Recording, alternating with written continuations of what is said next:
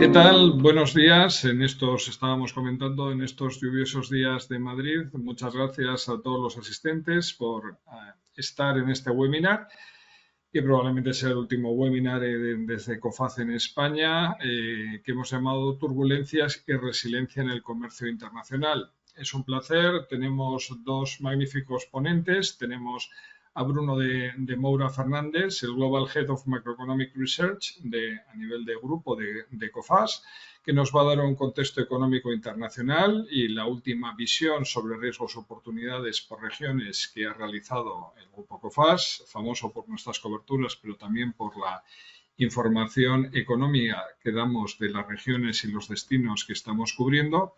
Y luego también contamos con la doctora Ruth Ferrero Turrión, profesora de Ciencias Políticas en la Universidad Complutense de Madrid. Tuvimos la oportunidad de tenerla como invitada en la conferencia de Madrid este año, que fue un lujo.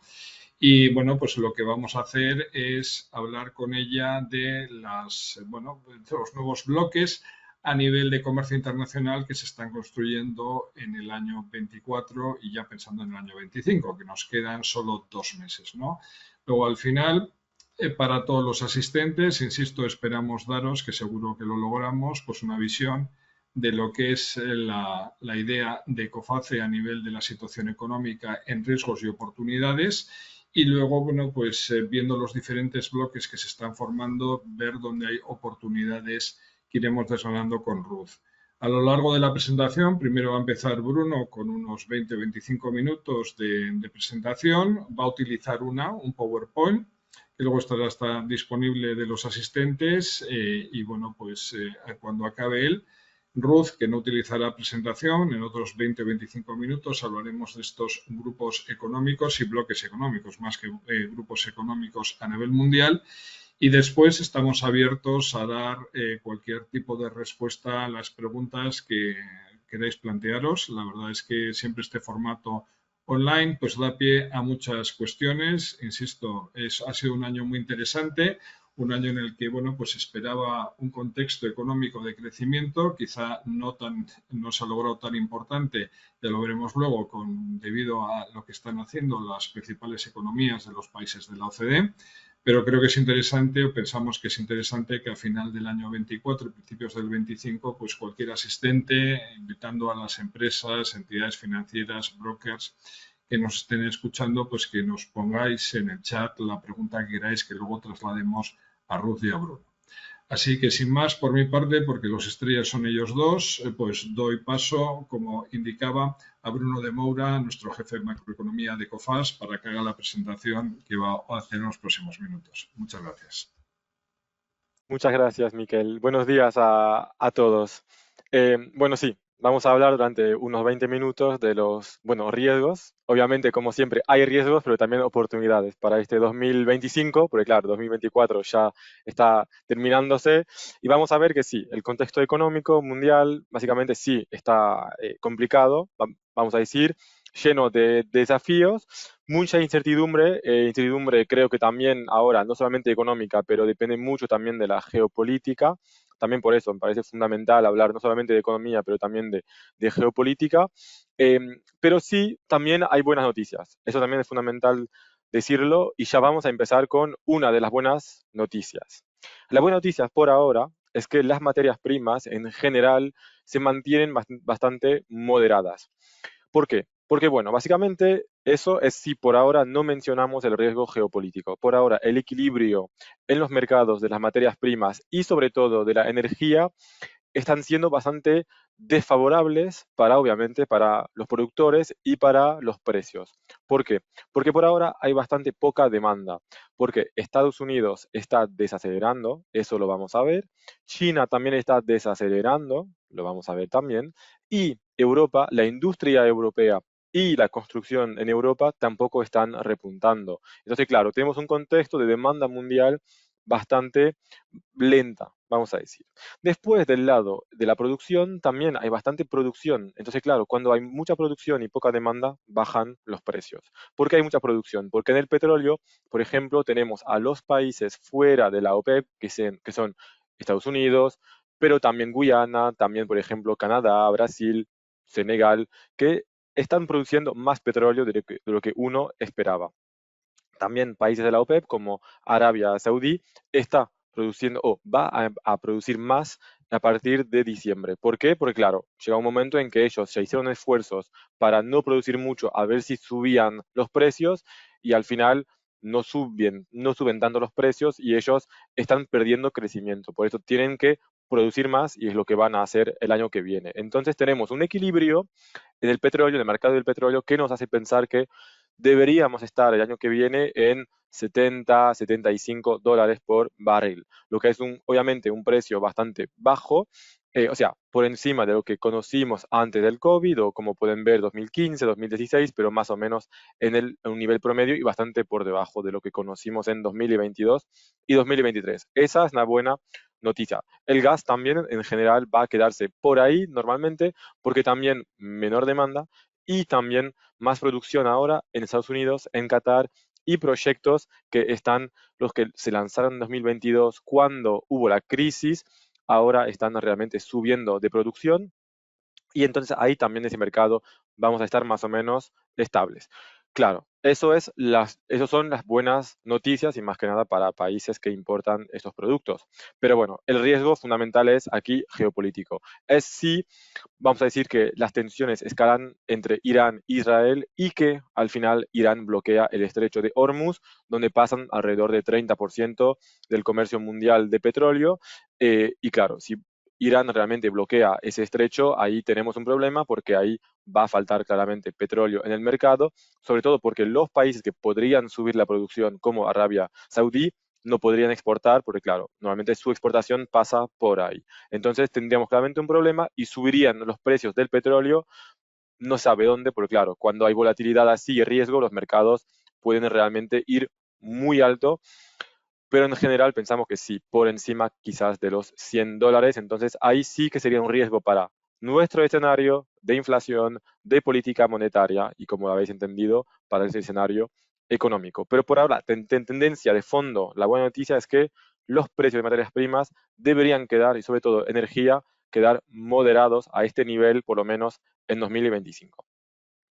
Y claro, eso ayuda a que después baje la inflación. Porque claro, las materias primas fueron las que hicieron subir y mucho la inflación justamente en 2021 y 2022, después bajaron y eso ayuda y mucho a bajar la inflación. Eso ha permitido en general que los bancos centrales puedan ahora bajar los tipos de interés. Ya lo saben, en la zona euro ya 3 veces, Estados Unidos una vez solamente, pero de manera más fuerte, y entonces al final lo que estamos teniendo ahora es realmente política monetaria mucho menos restrictiva y que normalmente si sigue realmente ese escenario central que no se bloquea el estrecho de Hormuz y que no haya realmente tensiones geopolíticas que lleven a que las materias primas vuelvan a subir y mucho, tendríamos recortes ahora de los tipos de interés en los próximos meses hasta llegar alrededor de 2,5% en la zona euro y en Estados Unidos alrededor de 3% al final de 2025. Eso sí es otro factor positivo para explicar, bueno, por qué hay buenas noticias para el 2025. Política monetaria que no será tan restrictiva. Pero cuando hablamos de inflación es, yo creo, fundamental entender también para después entender cómo van las empresas, las causas de esa desinflación. En Estados Unidos es una buena desinflación. ¿Por qué? Porque en realidad baja la inflación en Estados Unidos por las materias primas, pero también porque el coste del trabajo, el coste laboral, está bajando, o por lo menos está desacelerando. Como podéis ver, estamos alrededor de 0,4% de crecimiento, o sea que no necesitan las empresas reducir sus márgenes porque simplemente los costes no suben, entonces no tienen que subir tanto los precios. ¿Por qué eso? Porque los salarios están desacelerando en Estados Unidos y también porque hay mucha productividad, sobre todo porque llegaron bastante migrantes en 2023 y 2024, 3 millones cada año. En la zona euro es diferente. Lo que estamos viendo es que todavía los costes laborales unitarios están subiendo 4 o 5%, y claro, en realidad, cuando los precios suben menos de 2% y que los costes suben 4 o 5%, es que el margen bruto de las empresas está cayéndose. Y ahí está lo que pueden ver a la derecha, que el margen bruto había subido bastante en casi todos los países europeos en 2022, 2023, pero que de hace un año se está cayendo. Realmente tenemos una moderación de las márgenes y, como pueden ver, están por debajo de antes de la crisis en Ucrania en todos los países. Entonces, claro, la desinflación en Europa, como viene con básicamente todavía costes altos, significa que las empresas están un poco más frágiles en Europa y vamos a ver que obviamente eso se traduce por más insolvencias de empresas. Pero buenas noticias también aquí, Estados Unidos. Les dije, básicamente, tenemos costes que se están desacelerando en Estados Unidos porque tenemos un, como dicen los americanos, soft landing, un aterrizaje suave. Es exactamente lo que quería el Fed, que por ahora, sinceramente, está consiguiendo algo que hay que reconocerlo muy bien, porque claro, combatieron la inflación, pero consiguieron básicamente tener crecimiento de 2,5% 2022, 2023, 2022, 2023, 2024, y el año que viene va a desacelerar porque lo que vemos es que el crecimiento del empleo se está enfriando también. Básicamente el número de desempleados está subiendo, pero de forma no sea, no tan dura porque no hay tantos despidos, es más que los nuevos entrantes no consiguen trabajo y que es realmente un enfriamiento realmente progresivo del mercado americano, también del consumo de los hogares, que también está desacelerando, pero muy gradualmente, y por eso en realidad lo que tenemos ahí en Estados Unidos es crecimiento probablemente positivo todavía el año que viene, alrededor de 2%, pero todavía bastante sólido cuando comparamos con otros países avanzados, pero sí realmente aterrizaje suave ahí. En la zona euro es un poco diferente. Aquí, lo que tenemos es más, básicamente dos tendencias. La primera, lo que he mencionado, es que, claro, las empresas no están consiguiendo básicamente trasladar los costes en precios. ¿Por qué? Porque hay poca demanda. Y más, en realidad, en lo que les enseñé de las márgenes de las empresas que se están cayéndose, son realmente de las empresas de la industria manufacturera.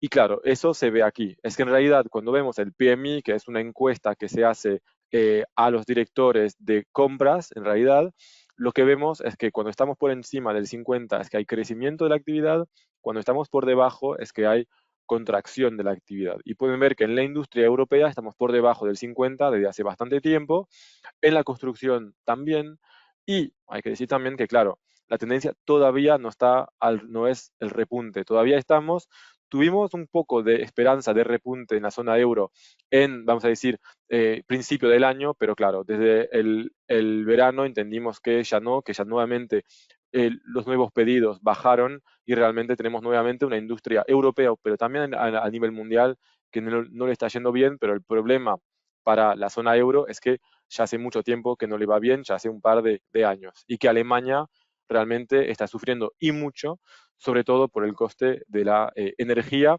pero también por su estrategia de depender y mucho del mercado chino, donde está cada vez más complicado, sobre todo para la industria automotriz, que está siendo afectada por la competencia china en el mercado local y también ahora en sus mercados europeos, también por la competencia china. Por eso, momentos complicados para la industria alemana, decir solamente que en la eurozona, o por lo menos entre los cuatro países más grandes, el país que le va mejor y que está siendo más resiliente en términos de industria también y no solamente de turismo, es España.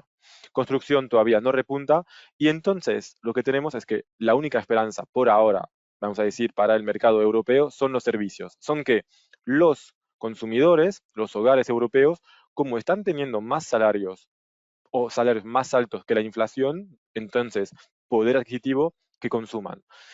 Y por ahora no es lo que estamos viendo, por lo menos en Francia, Alemania y Italia, en que estamos teniendo una contribución muy baja del consumo de los hogares al crecimiento. ¿Por qué? Porque la gente está ahorrando más que antes del COVID, todavía más. Y bueno, difícil todavía, hay un debate entre los economistas para saber el porqué de ese ahorro más alto que antes del COVID todavía. Probablemente hay una parte de incertidumbre económica, pero también en muchos países política y hasta en países como Francia, bueno, y Alemania o Italia también, lo que se viene también fiscal, a ver dónde realmente van a subir los impuestos, etcétera, por problemas obviamente de deuda pública. Por eso, eh, en el escenario principal podría haber un repunte de la economía, sobre todo alemana, pero también en general europea, que podría aguantar, pero sí y solamente si realmente eh, vuelve la confianza de los hogares. Todavía no es lo que estamos viendo en Alemania y en Francia, como pueden ver, siguen los puntos básicamente subiendo y los índices de confianza también bastante bajos en estos dos países por lo menos. Como lo mencioné, hay un tema obviamente fundamental en Europa. Bueno, en realidad, como lo pueden ver aquí, lo que parece bastante obvio en Francia y en Italia, pero la novedad, la noticia ahora no es tanto que era Italia, lo que ya sabíamos antes, pero Francia, es que obviamente estos países van a tener que adoptar políticas fiscales más restrictivas y en el caso de Francia, mucho más restrictivas y durante bastante tiempo. Porque como pueden ver, básicamente déficit muy importante. Aquí hablamos solamente del primario, que no tenemos básicamente los gastos en tasas de interés y solamente el gasto primario, básicamente, y las recetas también. Lo que pueden ver es, claro, es que tenemos un país que está claramente outsider, que está totalmente diferente del resto y en el cual los mercados se están fijando cada vez más y que por ende va a tener que frenar y mucho el gasto público y eso es si consigue aprobar un presupuesto. Pero el mensaje aquí más allá de la situación política en Francia o en Italia, es que hay dos países que sí van a beneficiar de la política monetaria menos restrictiva, pero que sí la política fiscal va a ser más restrictiva y durante bastante tiempo. Hay que pensar eso de que para que Francia e Italia realmente lleguen a bajar nuevamente la deuda pública, van a tener que apretar y bastante. Entonces, claro, el mix, el policy mix entre política monetaria y política fiscal en la zona euro no va a ser tan favorable. Hay que tener en mente que sí, la política monetaria va a ayudar, pero que la política fiscal no va a ayudar y, una vez más, sobre todo porque en Alemania todavía no hay índices, porque es el país que podría realmente gastar más e invertir más, todavía no hay índices de que lo van a hacer. Todavía están en eso del freno a la deuda, de no querer levantarlo y no hay consenso por ahora, por lo menos en el gobierno para realmente levantar esas restricciones a la deuda y por eso no habría todavía apoyo fiscal a la actividad en la zona euro el año que viene, pero tampoco en los próximos años, lo que obviamente tendría un impacto sobre el crecimiento global de los vecinos de España y en general de la zona euro. En China, que obviamente es el tercer mercado importante, y si no el primero o el segundo, ahí también la situación está bastante complicada. En realidad tenemos una fuerte desaceleración de la actividad y por dos razones. Pero la primera es la que después lleva o conlleva a la segunda. Primera es la burbuja inmobiliaria, la crisis inmobiliaria que básicamente, como pueden ver, no ha terminado. Sinceramente, fue una crisis inmobiliaria muy fuerte y todavía no están los hogares chinos como para invertir nuevamente. Todavía lo que tenemos ahí es un inventario enorme, tremendo, de casas o primero de edificios que no se habían terminado, de obras que no se habían terminado, y por ahora el objetivo es terminarlos y después intentar venderlos. Y eso todavía estamos muy lejos de eso. Hay que pensar que, claro, para muchos hogares en China, ya culturalmente son hogares que ahorran mucho. En general, la tasa de ahorro está entre 35 y 40%, como lo vieron básicamente en la zona euro, hasta el país que más ahorra, Alemania, está por 18. Se consume muy poco, el consumo es más o menos 40-45% del PIB, cuando en nuestros países es más 60-70%. Por eso, ya culturalmente se ahorra mucho. ¿En qué se ahorra? En el inmobiliario, básicamente. Y claro, como bajó y mucho el valor de las casas y del patrimonio inmobiliario, entonces los ahorros de los hogares chinos también se han caído. Problema, claro, eso no fomenta el consumo. La gente quiere ahorrar más todavía para recuperar un poco lo que perdió en términos de ahorro. Entonces, no hay consumo interno en China o muy lento para lo que es China y sobre todo para la estrategia que era de que el consumo interno realmente sea ahora el principal motor. Como pueden ver, el consumo de bienes está muy lento y claro, entonces la estrategia de China ahora es de producir mucho más en términos industriales y de invertir en la industria manufacturera y también en vehículos eléctricos, etcétera. Pero claro, sin demanda interna, ¿qué pasa? Hay que exportar. Hay que exportar de forma muy agresiva, porque claro, con precios muy bajos. Estamos ahora, como pueden ver, con un PIB nominal inferior al PIB real, lo que significa que los precios están bajando en China. Eso también es fundamental para entender cómo no hay demanda interna realmente. Y claro, por eso, mientras no hay demanda interna, va a ser difícil para la economía china repuntar, porque claro, quieren exportar, pero también vimos, y seguramente que Rus también va a mencionar eso, hay cada vez más proteccionismo contra China, que sea, bueno, de Europa, también de Estados Unidos, pero también de otros países como Brasil o India o Indonesia, todos están también protegiéndose un poco. Por eso, por ahora, China no debería repuntar el año que viene, pero bueno, sabemos también que las autoridades están intentando hacer paquetes básicamente de apoyo fiscal, bueno, monetario, ya lo hicieron. Parece que no está funcionando muy bien porque el problema es darle confianza a los hogares, lo que no es fácil, pero ahora también se habla ahí mucho de a lo mejor medidas fiscales muy fuertes, pero todavía no se sabe nada y por ahora entonces lo que tenemos son una crisis inmobiliaria que sigue impactando al país y a la confianza de los hogares que por ende no están consumiendo y eso falta al crecimiento chino. En ese contexto, esas son nuestras previsiones de crecimiento mundial, bueno, estables, como lo pueden ver, básicamente por debajo del potencial mundial, que está, bueno, que estimamos alrededor de un 3%, pero aquí creo que hay dos o tres tendencias. Dos, diría, porque tenemos desaceleración de Estados Unidos, de China, y después tenemos lo que normalmente debería apoyar un poco a la actividad. Bueno, Europa, si repunta Alemania, aunque será siempre un repunte bastante leve después de 2 años de estancamiento de la actividad. Y sobre todo, si queremos hablar de oportunidades, volvemos siempre a lo mismo, a los emergentes. En 2025, 40% del crecimiento mundial, básicamente lo naranja ahí, será de los emergentes, excluyendo a China. Y claro, eso básicamente es el nivel más alto, este 40% de contribución desde 2012. Entonces, como que hace mucho que los emergentes no eran básicamente el principal motor hasta cuando excluimos a China.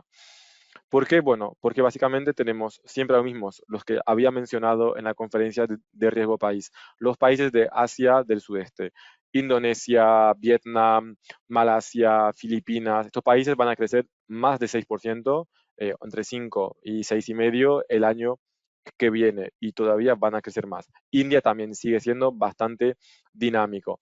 Después tenemos también países del Golfo, en realidad, en que ahí tenemos, claro, más producción nuevamente de petróleo que el año que viene y un repunte de la actividad. También, bueno, muchos países emergentes por fin van a poder bajar los tipos de interés, los bancos centrales, porque el Fed lo va a hacer. Y como el Fed lo va a hacer, van a poder todos seguir el Fed sin tener miedo a que se deprecie sus monedas y por ende después que lleve a más inflación importada. Por eso ahora sí van a poder todos tener políticas monetarias menos restrictivas.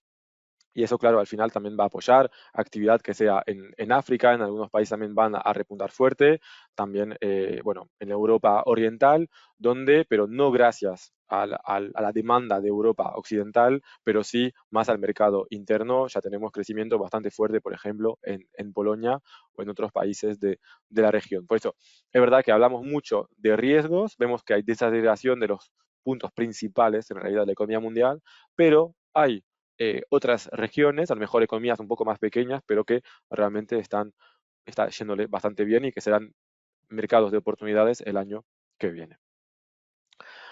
Y en ese contexto, bueno, terminamos como siempre con algo que nos interesa y mucho en COFACE, es entender un poco cómo van las insolvencias de empresas, los concursos.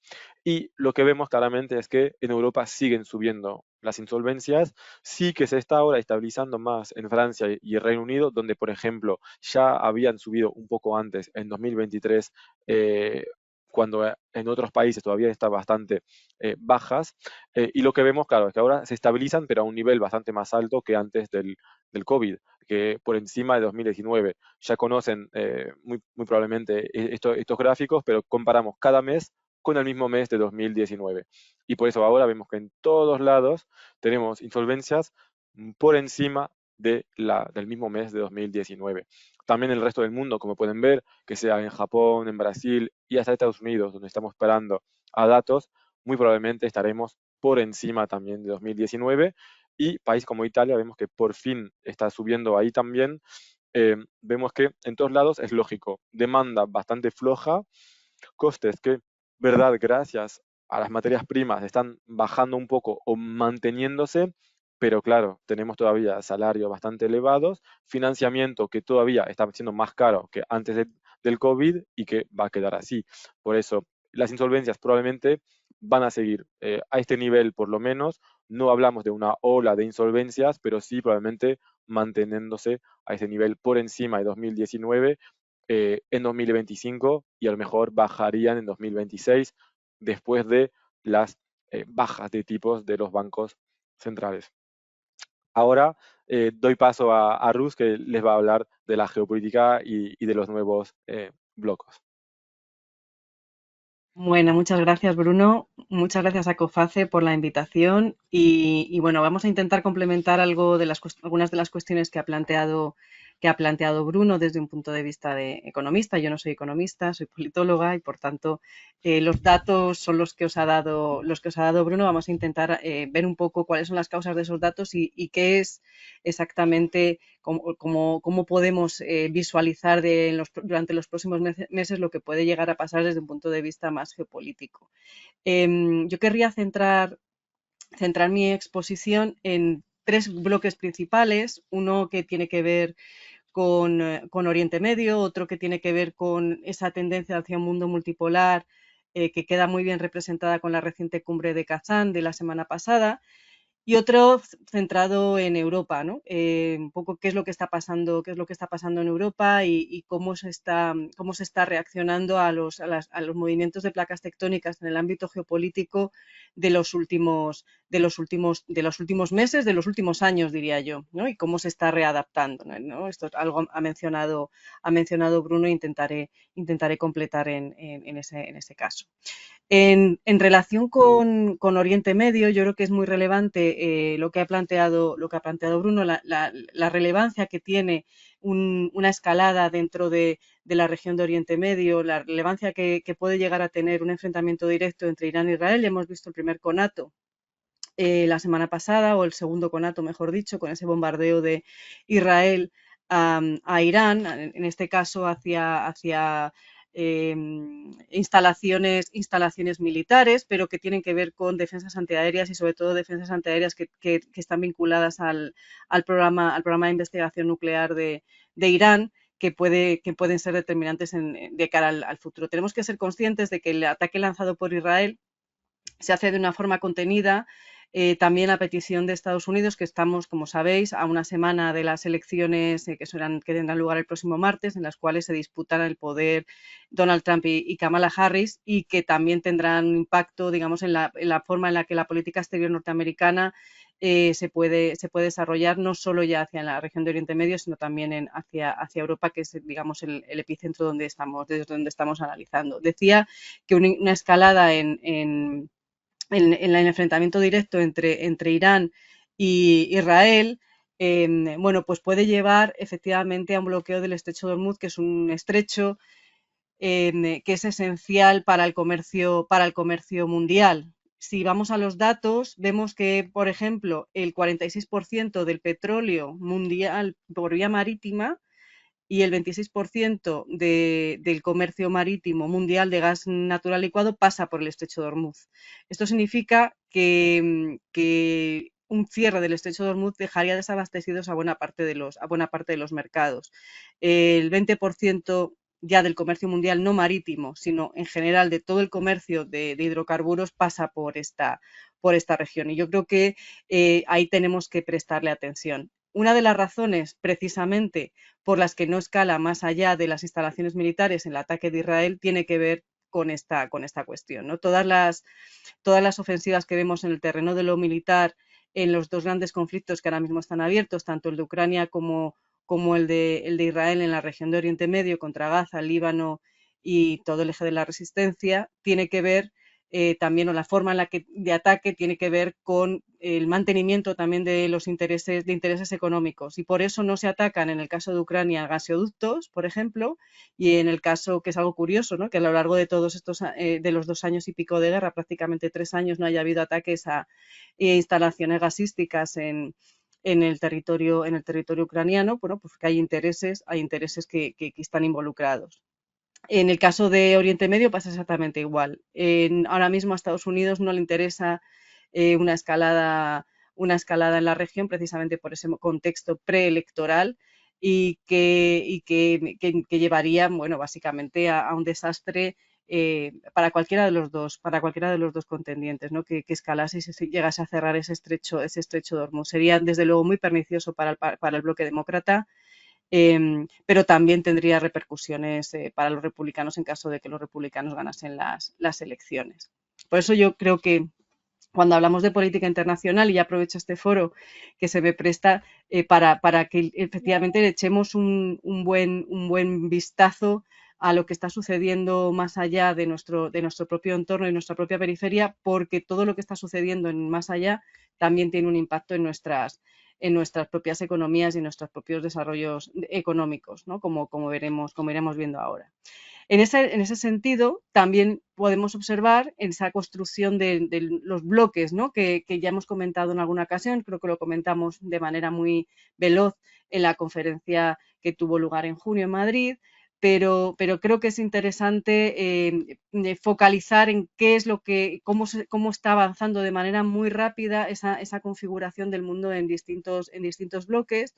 En el caso de la cumbre de Kazán del otro día, es extremadamente interesante ver cuál es la puesta en escena y cuáles son los puntos fuertes de esa cumbre, ¿no?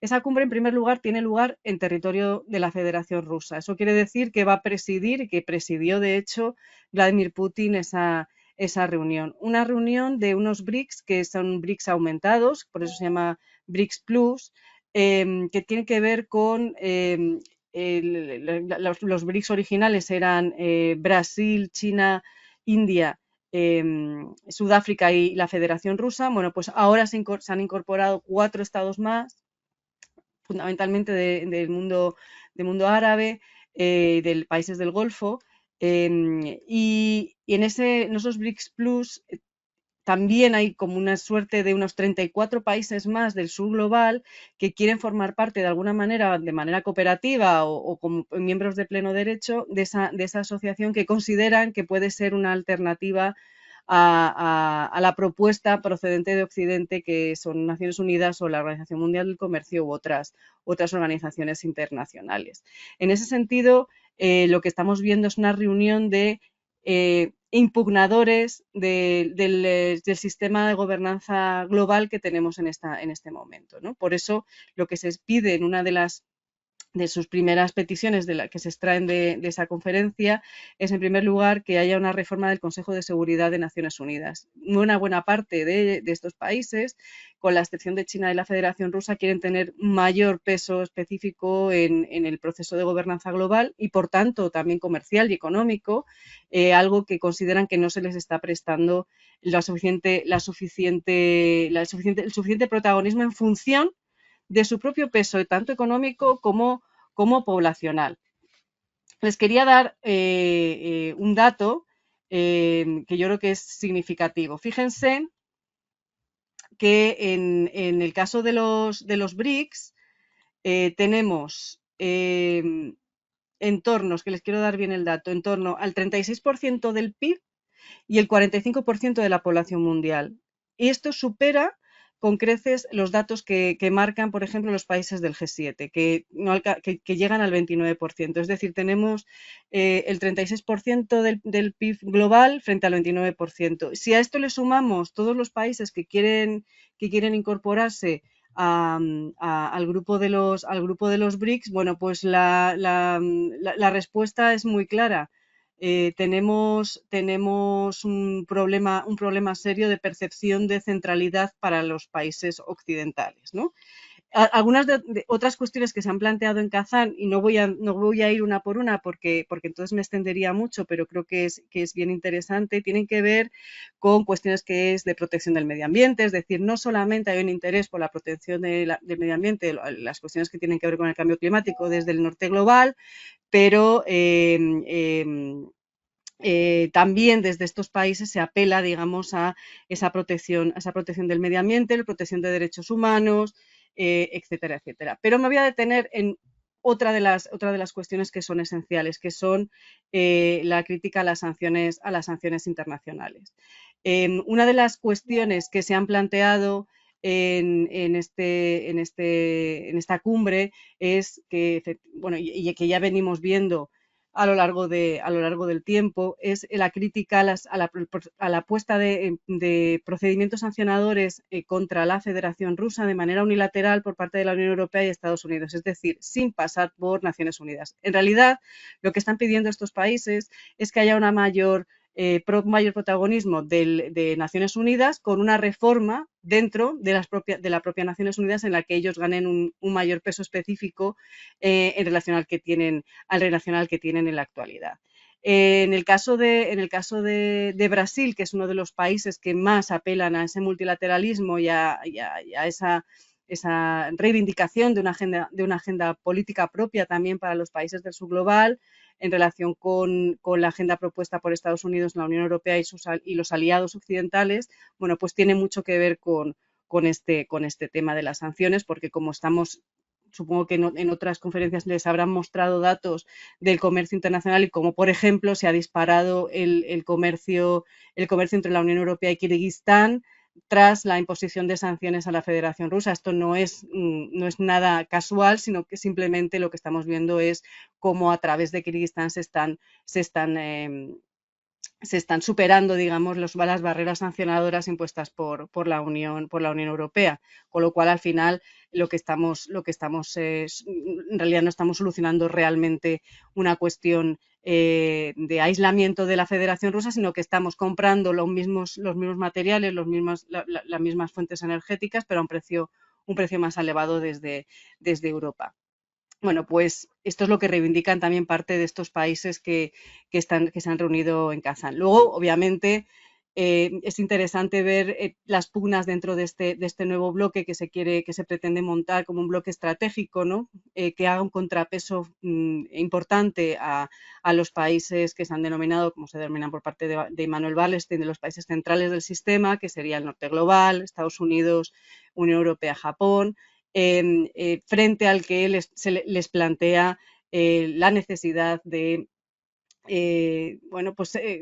ser escuchados, ¿no? Ser escuchados y bueno, pues tener un peso específico mayor.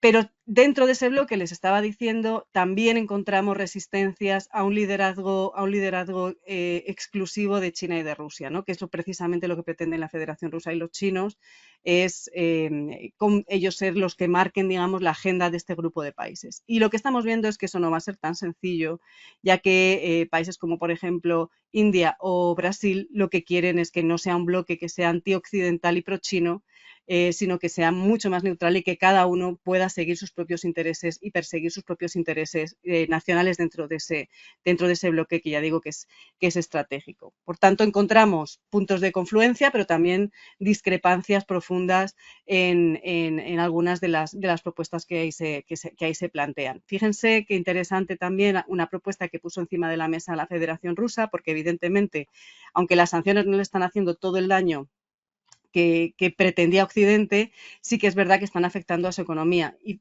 una de las cuestiones que puso la Federación Rusa como presidencia de esta cumbre de Kazán fue efectivamente avanzar en la desdolarización del comercio internacional, y esto recibió también muchas resistencias por parte de algunos de estos países. Esa desdolarización propuesta lo que intenta es esquivar los sistemas SWIFT de cambio de utilización bancaria, en los cuales están operando las sanciones contra muchos bancos de la Federación Rusa. Fíjense algunos datos interesantes de lo que está pasando en Rusia, ¿no? El Banco Central ruso ha subido los tipos de interés hasta el 21%.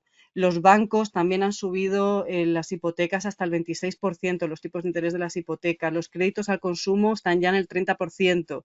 La inflación está alcanzando prácticamente el 10%, está en 9,8% de inflación, y cuando originalmente el objetivo para este año eran del 4%, es decir, los datos macroeconómicos nos están diciendo que a Rusia tampoco le está yendo también, no le está yendo tan mal como querrían los aliados occidentales, pero tampoco le está yendo extremadamente bien. Y luego la depreciación del rublo frente a otras monedas, lo cual también nos da pistas de cuáles son las intenciones políticas de incorporar en la cumbre de Kazán cuestiones que tienen que ver con la desdolarización. El rublo se ha depreciado durante el último año en más de un 10% frente al dólar. Esto quiere decir que obviamente hay una necesidad imperiosa de desligar esa economía o la economía rusa del dólar, y ahí es donde está intentando arrastrar a otros países. Los chinos serían los más proclives a este avance, pero ya digo que hay otros países, como es el caso de Brasil o de India, que son mucho más resistentes a estas propuestas. Hay otras muchas cuestiones que se abordaron en esa cumbre de Kazán, pero me gustaría que se quedaran con una imagen, antes de que se me vaya todo el tiempo del que dispongo. Creo que es importante que se queden con una imagen, y es esos datos de peso específico del PIB y de población mundial, junto con la imagen de Antonio Guterres, el secretario general de Naciones Unidas, visitando Kazán. Hay quien ha interpretado esta visita y esta asistencia de Antonio Guterres a Kazán como una traición a Occidente. En realidad, yo creo que tenemos que hacer la lectura de que efectivamente las cosas están cambiando en el orden internacional, y que obviamente el secretario general de Naciones Unidas tiene que prestar atención a lo que sucede en los foros que tienen que ver con las potencias occidentales y con las economías occidentales, pero que también tiene que prestar atención a aquellos que son impugnadores del sistema. Y esto es algo que muchos no comprenden, ¿no? Porque consideran que todavía Europa y Occidente siguen siendo pivotales en estas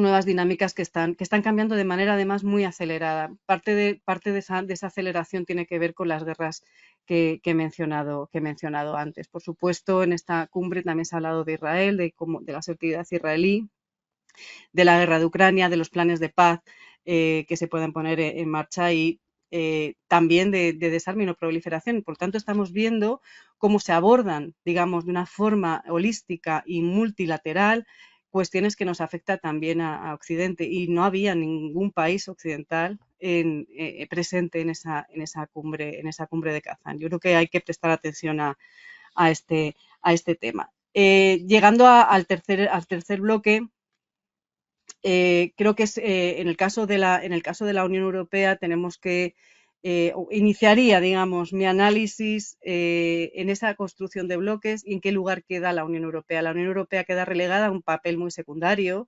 Es verdad que durante los últimos meses se ha querido revitalizar, al menos teóricamente, o dar un marco de actuación en la Unión Europea que permita avanzar en la construcción de una Europa más geopolítica, y ahí están los informes Letta y el informe Draghi. Siendo muy breve y resumiendo mucho estos informes, el informe Letta lo que planteó en primavera de este año fue básicamente que hay que lanzar una nueva estrategia de reindustrialización europea, una estrategia que avance, digamos, hacia no el abandono, sino ese proceso de reindustrialización para poder hacer una Europa más competitiva. Esto fue completado con el informe Draghi, que se ha publicado hace unas semanas, que lo que pretende es que se adapte, digamos, la economía europea a las nuevas realidades que tienen que ver con un nuevo sistema tecnológico, un nuevo sistema energético y geopolítico, para el cual la Unión Europea no estaba preparada. Una de las cuestiones que planteas, que efectivamente ese proceso de reindustrialización que había puesto encima de la mesa Enrico Letta en cuestiones que tenían que ver con el mercado interior, bueno, pues que ese proceso de reindustrialización debía de impulsarse a través del proceso de reindustrialización en el ámbito de la defensa. De los 800.000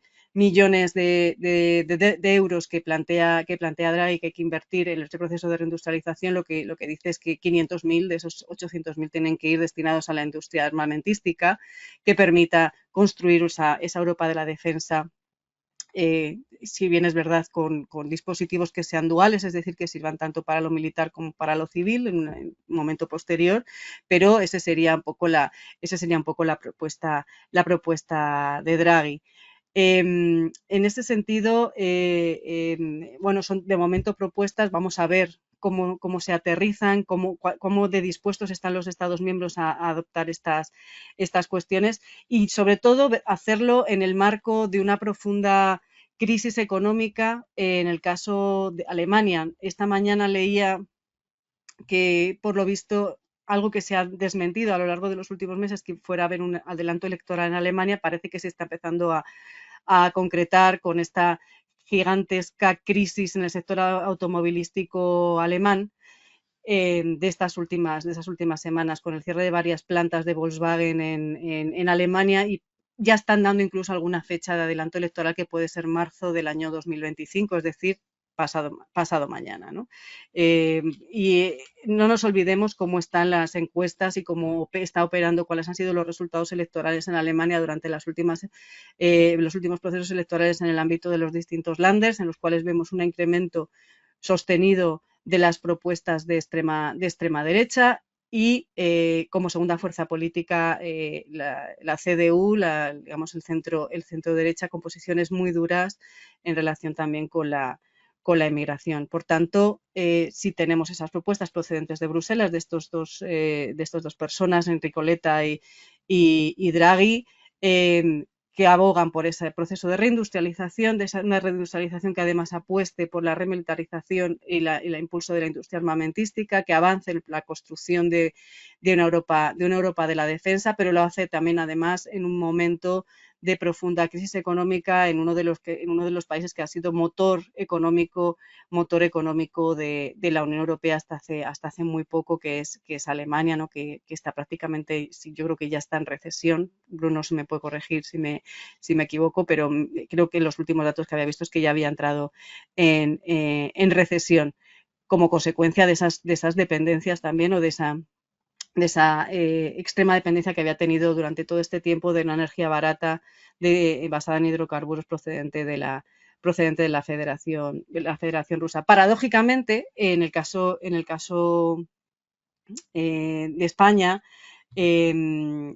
pues lo que nos encontramos es que los datos macroeconómicos son muy favorables. Leía estos días, preparando esta charla, que, por ejemplo, España es el 6º destino mundial de inversión extranjera directa y es el 3º de Europa. Es decir, España está dotando de una cierta seguridad jurídica y atracción de capital extranjero, que además se centra en sectores que son bien interesantes, con la excepción de uno, y ahora les comento, ¿no? Uno es el sector de las renovables, es decir, algo que comenzó durante el periodo del gobierno Zapatero, que fue ese impulso por las energías renovables, con el coche eléctrico, etcétera, que luego pegó un frenazo en seco en los años posteriores. Se revitaliza ahora gracias a la entrada de grandes cantidades de capital extranjero en sectores de renovables, de automoción y de componentes electrónicos también. También está entrando mucho capital extranjero en el sector inmobiliario, lo que está haciendo que se inflar, digamos, esa burbuja inmobiliaria, también probablemente gracias a esto, o debido como consecuencia de la entrada de estos fondos económicos. En todo caso, la combinación de todo esto hace que España vaya a superar, se decía el Financial Times en estos días, también va a superar a Estados Unidos como la economía avanzada, que va a tener mayor crecimiento del mundo a lo largo de este año. ¿Cómo se va a reflejar eso en las economías domésticas? Eso ya es otra cuestión, pero creo que merece la pena también echar un vistazo a este tipo de cuestiones. En relación también con la Unión Europea, me parece que es importante cuál es la propuesta de política económica que se está barajando durante los últimos meses, que llevamos barajando ya desde enero del año 24, que es esto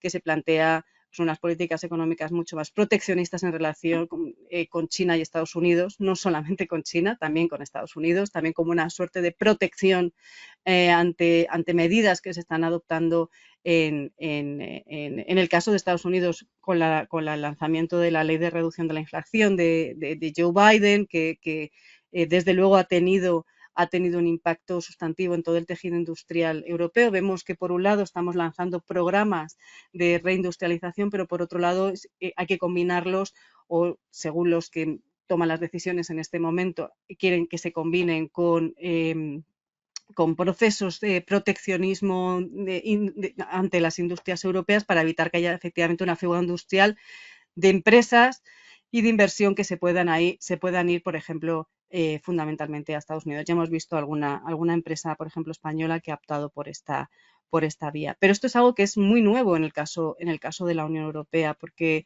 si nos fijamos en los datos también, los datos macroeconómicos, vemos que las ayudas industriales de los estados, las ayudas de los estados a la industria se han comenzado a incrementar fundamentalmente desde la pandemia, ¿no? Con esa construcción del escudo social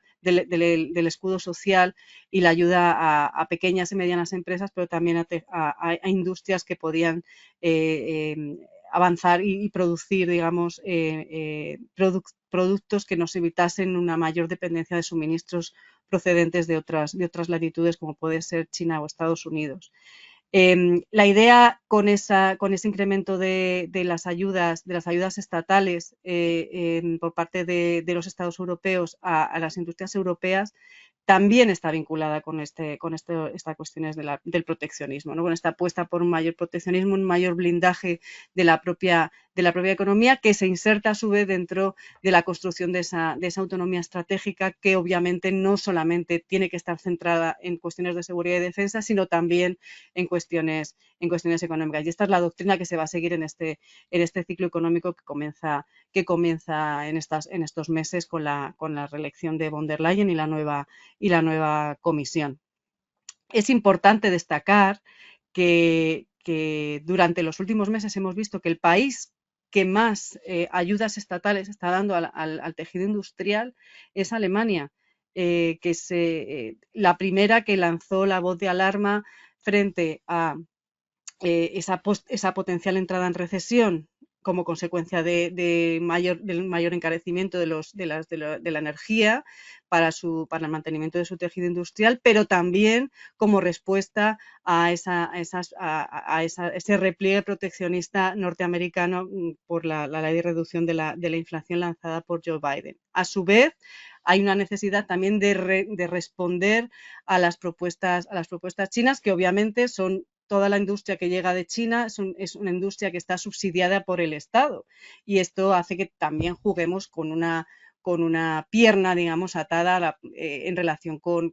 la capacidad competitiva que tiene la industria china. En ese sentido, bueno, pues habrá que buscar un equilibrio entre el proteccionismo y la globalización tal y como estaba entendida hasta ahora, ¿no? Porque lo que sí que vamos a observar es en esa reconfiguración del mundo, un mundo mucho más multipolar en bloques, que se van a incrementar probablemente las interacciones económicas en intrabloques, pero no interbloques. Eso quiere decir que si nosotros aceleramos los procesos de sanciones contra la Federación Rusa va a trabajar mucho más y va a estar mucho más conectada con China y con los países de los BRICS, y eso va a hacer también que la parte comercial se vea afectada en gran medida también en lo que la Unión Europea atañe. En resumen, y por ir cerrando, creo que estamos en un momento crítico, un momento de inflexión. Vamos a ver cómo impacta el resultado electoral norteamericano en las relaciones euroatlánticas, en primer lugar.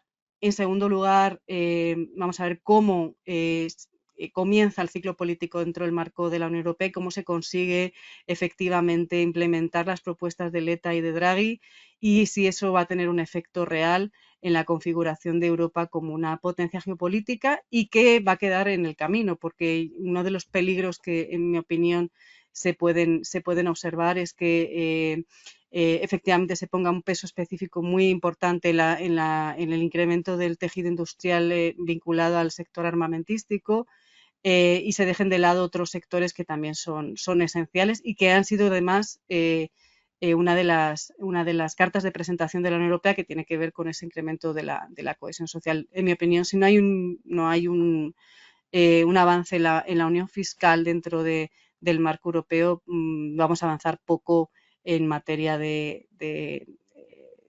construcción de Europa geopolítica, y también en detrimento del alcanzar un momento más redistributivo y que genere mayor cohesión social y, por tanto, menos conflicto social. Muchas gracias.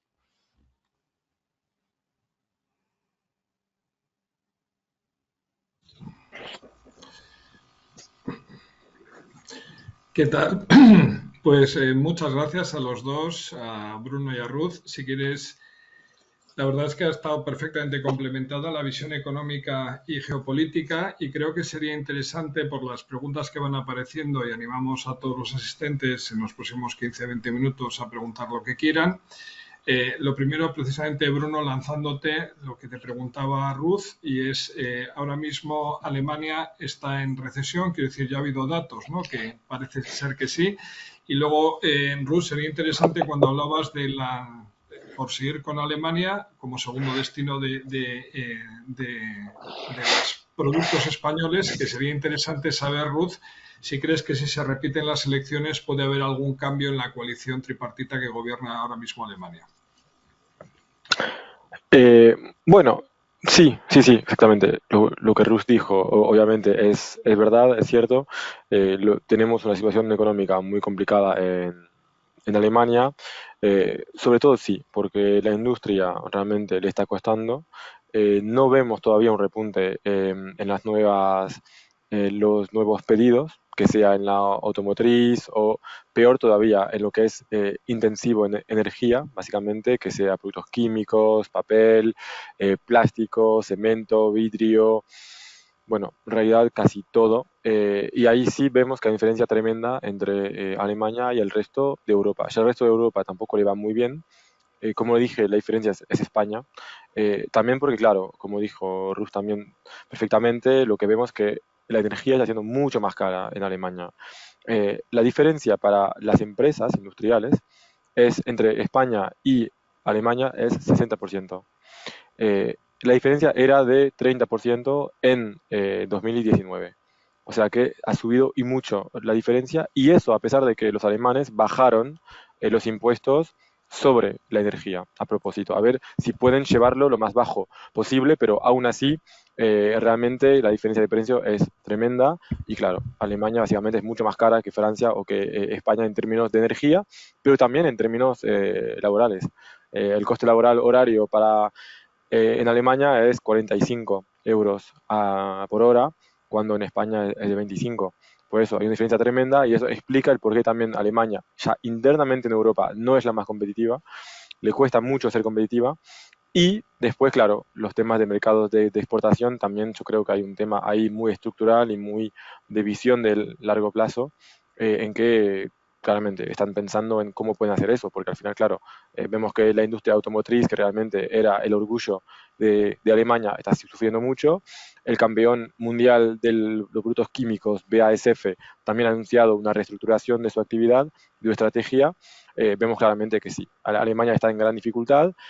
Y por eso, por ahora, lo que pasaría por el repunte sería que sí es verdad que los hogares tuvieron alzas de salarios muy fuertes y podrían consumir, pero es verdad que por ahora parece un escenario bastante optimista, porque no vemos confianza de las empresas ni de los hogares. Gracias, Bruno. Te comentaba, Ruth, disculpa por hacer dos preguntas, la haré de una en uno, que una de las cosas que se avanza en las elecciones en Alemania en el 25 de septiembre a enero, como se comenta, al final, como politóloga, ¿crees que puede haber un cambio?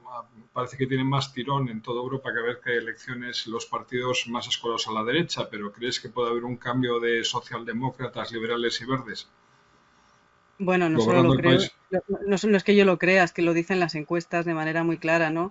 Y no es una encuesta, sino que es una tendencia. Yo creo que no hay que quedarse solo con las últimas encuestas, sino hay que ver las tendencias, y lo que vemos es que verdes y liberales se hunden, de manera dramática, que la socialdemocracia cae y que lo que sí que se mantiene, si no es primera fuerza, segunda fuerza, es la CDU, que es el partido de centro derecha de Merkel, el antiguo partido de Merkel, seguido muy de cerca por opciones políticas que pueden ser consideradas como antisistema, como puede ser el caso de Alianza por Alemania o el partido de Sarah Wagener, que es esa escisión de Die Linke, que también es un partido de corte, en este caso populista de izquierda, que está ganando mucho peso y que ya no se va a poder contar, no se va a poder no contar con ese partido en cualquier potencial coalición de gobierno de izquierdas en el marco alemán. En todo caso, parece muy claro que en unas elecciones, si son en primavera, unas elecciones generales en primavera, la CDU sería la ganadora. La cuestión es, y esta es una gran pregunta, si se mantendrán los cordones sanitarios con la extrema derecha o no. Si les hará falta pactar con la extrema derecha o optarán por una opción de gran coalición como se hizo en el pasado, ¿no? De entre socialdemócratas y conservadores. Muchas gracias, Ruth. Un país por el que preguntan en 2 ocasiones el tema, estamos hablando de Alemania, de Turquía. Es decir, Ruth, tú, por ejemplo, ¿cómo ves el posible avance? Turquía es gran receptor de fondos de la Unión Europea, pero ¿cómo ves su avance dentro de lo que es, lleva años solicitando entrar dentro de la Unión Europea? ¿Cuál es tu perspectiva sobre Turquía en la actualidad? Bueno, Turquía va a seguir siendo, en primer lugar, la geografía manda y va a seguir siendo un vecino. Es un miembro de la OTAN. Es verdad que está jugando una ambivalencia en política exterior porque le conviene también jugar a esa ambivalencia. Le ha permitido, además, ser uno de los pocos países que tiene interlocución en el caso de conflicto en Ucrania con Kiev y con Moscú. Y además es el único país OTAN que ha estado en la cumbre de Kazán de la semana pasada. Yo creo que eso también hay que tenerlo en cuenta. Yo decía antes que no había habido ningún país occidental en la cumbre de Kazán, pero sí que ha estado Turquía jugando también con ese poner un pie en cada uno de los bloques. Esto va a dibujar un panorama que yo creo que hacia el que vamos. Va a ser sin una conjunción de bloques, pero en cada uno de los bloques los distintos actores estatales que van a estar operando van a estar funcionando en función de su propia agencia política y sus propios intereses. Es decir, cuando les interese hablar con Estados Unidos van a hacerlo con Estados Unidos, pero cuando les interesa hablar con India van a hacerlo también. O cuando les interese tener algún tipo de cooperación con Pekín o con Moscú también lo van a hacer. Y yo creo que esto es un cambio sustantivo, porque lo que vemos, lo realmente relevante aquí es que Estados Unidos, siendo todavía la primera potencia global, ya no puede ser considerada como el gran hegemón en la configuración de las distintas relaciones entre estados. Porque hay ya muchos estados que contestan, digamos, esa autoridad de Estados Unidos. Y esta es una de las claves. Y sigue siendo Estados Unidos la principal potencia económica, la principal potencia militar, la principal potencia energética. Eso quiere decir que hay algo que se ha roto en términos de autoridad y de legitimidad y que es vista como tal en otras geografías, concretamente en países que hasta hace poco sí que seguían, digamos, los mandatos norteamericanos y que tienen que ver con una profunda crisis política que también vive Estados Unidos, como estamos viendo en estos días. Gracias, Ruth. Precisamente, Bruno, desde el punto de vista de ECOFAS, una breve pincelada sobre el tema del riesgo en Turquía. Has comentado antes que si bajada de tipos de interés en Estados Unidos puede conllevar bajada de tipos o menos gravoso para países emergentes. La mayor preocupación que tiene todo el mundo sobre Turquía es precisamente la inflación y los altos tipos de interés. ¿Qué nos puedes decir? Sí, bueno, es verdad que la situación ahí es bastante complicada. Todavía tenemos una inflación altísima, por los 50% más o menos, y los tipos de interés, bueno, subieron mucho. Claro, es que lo que hicieron fue básicamente como ya lo había hecho antes Erdogan, era antes de las elecciones bajar los tipos, ni que haya inflación, bajar, para que básicamente la gente pueda seguir consumiendo y, bueno, dejar que suba la inflación, pero bueno, al final la gente mientras puede pedir préstamos y consumir, la actividad también seguía. Llegaron las elecciones y claro, una vez que él fue reelecto, al final pudo, bueno, hacer una política monetaria normal, que era una política monetaria de subir y mucho los tipos de interés, lo subieron del 8% al 50%, eso en 9 meses, de junio 2023 a marzo de 2024, y claro, eso después tiene un impacto tremendo en la actividad. Es lo que estamos viendo. Ahora Turquía está pasando por una fase de casi recesión, o de por lo menos estancamiento, y hay que ver en el tercer trimestre cómo van a ser los números, pero podrían ser hasta negativos. ¿Por qué? Porque claro, cuando uno sube tanto básicamente los tipos de interés, eso claro, tiene un impacto muy fuerte sobre el consumo y sobre todo sobre las empresas que dejan de pedir préstamos y de invertir. Hay que pensar que, claro, para los hogares turcos, ahora la tasa de interés promedia debe ser del 70%, para las empresas de un 60%. Claro, tenemos un freno muy fuerte a la actividad. Además, para los exportadores turcos, lo que cuenta y mucho es la demanda de Europa. Y claro, Europa está siendo lenta, Alemania más, porque obviamente Alemania es lo más importante para Turquía, y eso también está teniendo un impacto sobre la industria turca.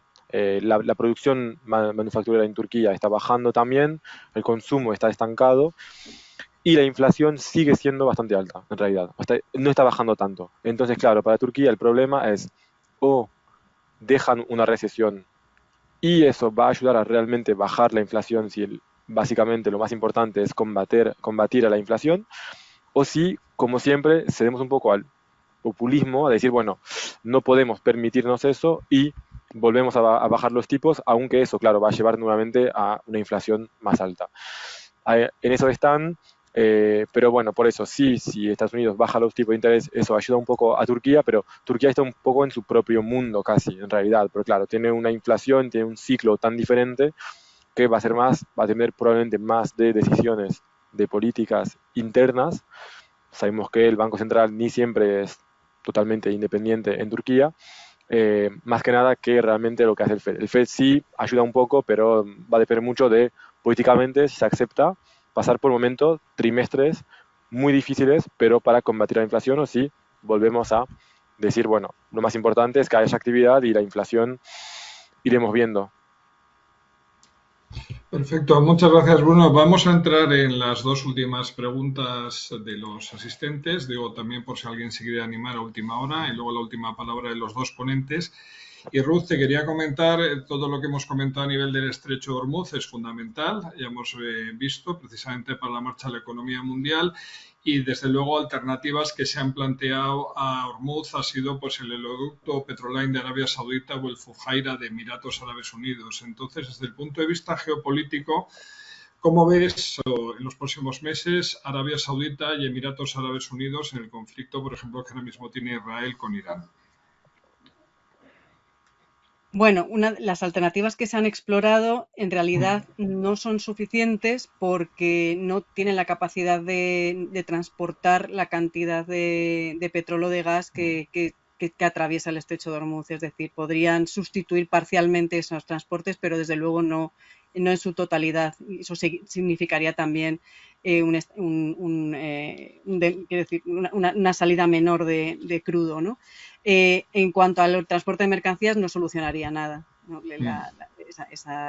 Porque un bloqueo en el estrecho de Hormuz, como vimos hace unos meses, lo que hace es, no sé si recuerdan, pues creo que fue el año pasado que se quedó bloqueado un carguero en Evergreen. Efectivamente, y que eso tuvo consecuencias para la cuestión de suministros, ¿no? Y esto está todo enlazado, porque quiere decir que si los suministros vienen de Oriente y se pueden quedar en algún momento bloqueados en el estrecho de Hormuz y en toda esa región, eso tiene un impacto directo sobre el proceso industrial y la producción y la productividad de Europa, ¿no? De manera muy, muy clara. En cuanto a Emiratos y los países del Golfo en general, bueno, ellos están siendo protagonistas también, es verdad que más laterales, pero de las conversaciones de paz están teniendo lugar, por ejemplo, en Qatar, que está siendo un estado que es vital, digamos, para poder intentar poner de acuerdo a las dos partes contendientes en esta guerra. Pero también están a la espera de ver qué sucede en el enfrentamiento Israel-Irán, porque Irán es el mortal enemigo de todos los países del Golfo y es su principal rival regional también en esa región, y por tanto están esperando a ver qué es lo que sucede. Yo creo que también expectantes para ver qué decisiones adopta Estados Unidos, si efectivamente va a dar luz verde a ataques mayores contra el plan nuclear, el proyecto nuclear de Irán y la producción de armas también iraníes, ¿no? Toda la industria militar iraní. En este momento, ya digo, están expectantes. Obviamente son de los que más tendrán que ganar en el caso de que haya que derivar esas salidas de hidrocarburos desde el estrecho de Hormuz por los gasoductos y los oleoductos que pasan por sus territorios, pero de nuevo no es suficiente para digamos, paliar, ¿no?, potenciales cortes en los suministros. Gracias. Bruno, desde el punto de vista del análisis de cofase de riesgo, Arabia Saudí, Emiratos Árabes Unidos, ¿qué podemos decir sobre ambos destinos? Bueno, son países que claramente, bueno, van a depender mucho, sí, de lo que pase en términos geopolíticos en esa región del mundo, pero que económicamente normalmente les va a ir mejor, porque claro, van a subir su producción, como les dije al principio, están un poco hartos de ellos hacer los esfuerzos para que los otros miembros de la OPEP beneficiense de precios más altos y sobre todo que muchos países de la OPEP no respetan las cuotas, básicamente producen más de lo que deberían y por eso después Arabia Saudí tiene que cortar más todavía la producción para poder al final respetar los precios o intentar llegar a los precios que quieren. Por eso al final ellos sí como que están en un plan de obviamente invertir y mucho en la diversificación de sus economías. Bueno, como sabemos, los Emiratos ya mucho en turismo, pero también en, por ejemplo, servicios financieros y en la construcción, pero bueno, la construcción es sobre todo por infraestructuras y infraestructuras de transporte, pero también de turismo, y sabemos, claro, que Arabia Saudí también está en eso, y que para eso necesita, obviamente, financiarse con petróleo bastante alto, lo más alto posible, pero que de cualquier forma, o sea, ellos siguen sus proyectos, porque como lo hicieron este año, aunque el crecimiento fue muy bajo, va a ser muy bajo, entre 0 y 1%, y el precio del petróleo tampoco tan alto, bueno, tienen reservas muy abundantes en que pueden básicamente cogerlas para financiar sus proyectos. Que los proyectos van a seguir, básicamente, si el petróleo está más alto, mejor para ellos, que no tienen que gastar esas reservas, pero que tienen básicamente mucho dinero para poder invertir en los próximos años. Y por eso, básicamente, la tendencia es bastante positiva, sobre todo por ahora en lo que es no petróleo, pero también, bueno, sabemos que normalmente van a poder producir más el año que viene. Solamente agregaría algo sobre quizás el riesgo ahí de bloqueo del estrecho de Hormuz, porque ahí lo que vemos también cuando miramos cuál es el petróleo que sale y bueno, y hacia dónde, vemos que en realidad ese petróleo sale casi todo a China, o sea, a Asia y bastante más a China. Y claro, por eso ahí la esperanza sería quizás de pensar que, bueno, China sabemos que tiene un impacto, una influencia fuerte sobre, bueno, Rusia obviamente y por ende sobre Irán y que en algún momento, si el estrecho de Hormuz se bloquea, bueno, puede ser que al final China también intente hacer algo para, claro, para ellos no se ver tan afectados por esa falta de escasez de petróleo, que el resto del mundo pagaría más caro el petróleo, porque claro, faltaría del mercado global, pero ¿quién podría tener más problemas todavía? Sería, claro, China y otros países asiáticos, que por eso, bueno, cuando intentamos un poco anticipar lo que es imposible, porque hablamos de geopolítica y que a veces, o sea, y menos para nosotros economistas, pensamos que a lo mejor eso puede ser algo positivo, pero bueno, una vez más, muchas veces como que esas cosas no solamente se rigen por economías o por cuestiones económicas y por eso después ya son cosas que cualquier cosa puede pasar. Muchas gracias, Bruno. Pues nada, Ruth, ya la última pregunta, y sin tener una bola de cristal, desde el punto de vista geopolítico de una semana de las elecciones en Estados Unidos, es decir, al final, como una de las candidatas ha sido vicepresidente 4 años y otro ya ha sido presidente de Estados Unidos, una cosa bastante única, ¿cuál sería tu visión en la diferencia de que gane Kamala Harris o Donald Trump? Pues yo diría que en términos de política exterior, poca. Puede ser una cuestión de tiempos, la cuestión de la desconexión con Europa, si es Trump va a ser mucho más rápido el proceso de desconexión y pivotar hacia Asia, ¿no? Eso que ya puso encima de la mesa Obama en su día, ¿no? El pivot to Asia. Ese es el objetivo fundamental de Estados Unidos en el ámbito de política exterior y lo harán con Kamala o con Trump. La diferencia va a estar, ya digo, en los tiempos y esto es lo que está esperando Europa también, ¿no? Si gana Kamala Harris, Europa va a tener mayor tiempo de acomodación, digamos, a esa salida progresiva de Estados Unidos que si lo hace Donald Trump, que probablemente sea mucho más rápido. Yo creo que el principal cambio o impacto de una victoria de Trump o Kamala va a ser a nivel de política interior norteamericana.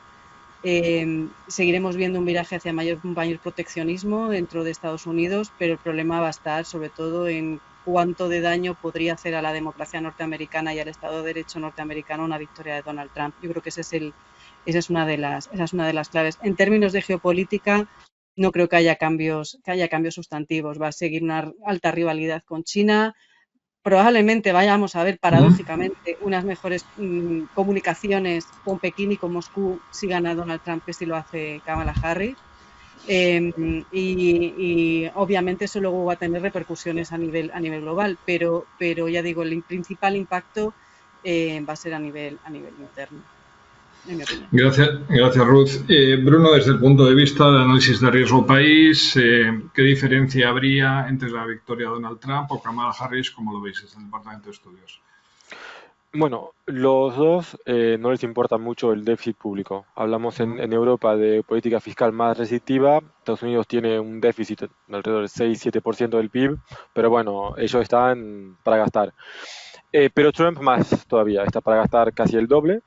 Así que claro, eso obviamente sería más demanda, diría yo, de la economía, en la economía americana. Y al mismo tiempo es proteccionismo de los dos lados, pero uno por subvenciones, subsidios, Kamala Harris, como hizo Biden con el IRA. Y eso, claro, bueno, al final puede bajar un poco la inflación, puede ayudar un poco, pero Trump lo que quiere hacer es proteccionismo con tarifas hacia el exterior, hacia China, ya hablo del 60%, hay que ver lo que haría o no, y 10 o 20% el resto de países. Claro, si uno fomenta mucha demanda, básicamente, porque da mucho dinero y baja los impuestos, y al mismo tiempo pone proteccionismo y barreras a las importaciones más caras, ahí tenemos un cóctel un poco inflacionista, probablemente. Por eso, yo creo que en términos económicos, si gana Trump, ahí está un riesgo para nuestro escenario de baja inflación, de política monetaria menos restrictiva, de baja de tipos del Fed. Puede ser que si gane Trump tengamos un poco más de riesgo de inflación y que el Fed se mantenga un poco más prudente y que a lo mejor no baje tanto los tipos. Lo que después tendría un impacto, obviamente, sobre el resto del mundo también.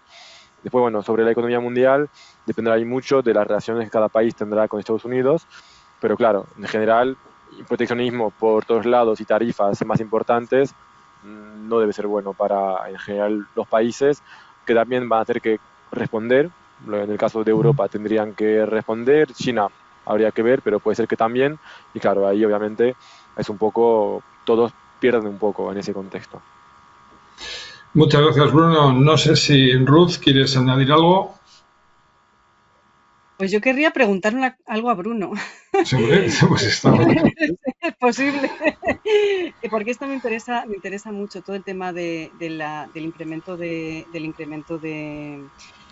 las tarifas, ¿no? A los productos chinos y demás, ¿no? Porque esto tiene un impacto directo sobre las clases más populares y de menor poder adquisitivo norteamericano y cómo podría repercutir eso luego al medio y largo plazo en la economía norteamericana y sobre todo en términos de cohesión social también en Estados Unidos. El incrementar, digamos, los impuestos a las importaciones chinas no sé cómo sería recibido tanto por el mercado norteamericano como también por la población, ya digo, de menor poder adquisitivo norteamericana. Aunque vemos que yo creo que tanto Harris como Trump van a subir esas tarifas, ¿no? Sí. Sí, pero Trump, claro, de manera más agresiva, bueno, como en todo lo que él haría. Yo creo que ahí sí, es verdad, o sea, básicamente, pero lo que ya vimos un poco los últimos años es que, bueno, bajan las importaciones de China, suben las importaciones desde México, desde Vietnam, desde Malasia, por ejemplo, bueno, en otros productos desde Corea del Sur.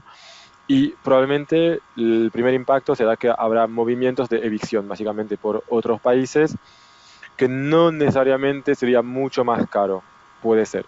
Pero claro, después también, obviamente, que Trump se da cuenta que pasa todo por Vietnam, al final también va a imponer tarifas sobre Vietnam.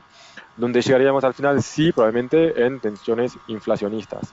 Ahora, el tema, obviamente, es si, como tuvimos en 2022 y 2023, al final un mercado laboral muy caliente, lo que se llama muy caliente, muy tenso, en que, claro, las empresas americanas van a estar protegidas, van a poder producir, pero claro, sin capacidad para más. Así que van a querer, básicamente, sí, contratar a más gente, va a ser difícil, va a haber más puestos vacantes, y ahí sí salarios que pueden subir también.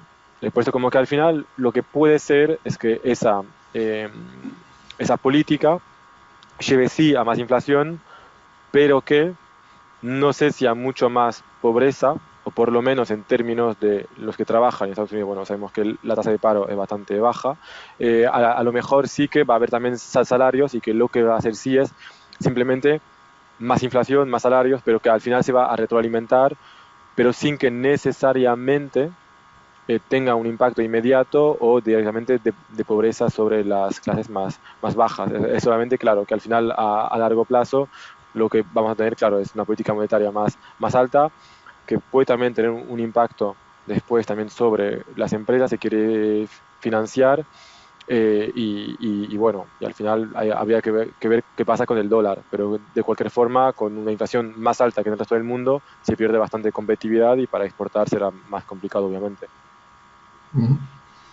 Muchas gracias, Bruno. No sé si quieres añadir tú algo para cerrar.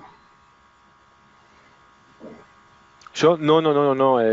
Sí, o sea que realmente será muy interesante ver el resultado de esas elecciones, que sí, o sea, al final va a decidir mucha cosa. Sí, o sea, al final en la geopolítica mundial, más que nada sobre las formas y el timing, y bueno, en la economía americana también será bastante apasionante lo que va a pasar.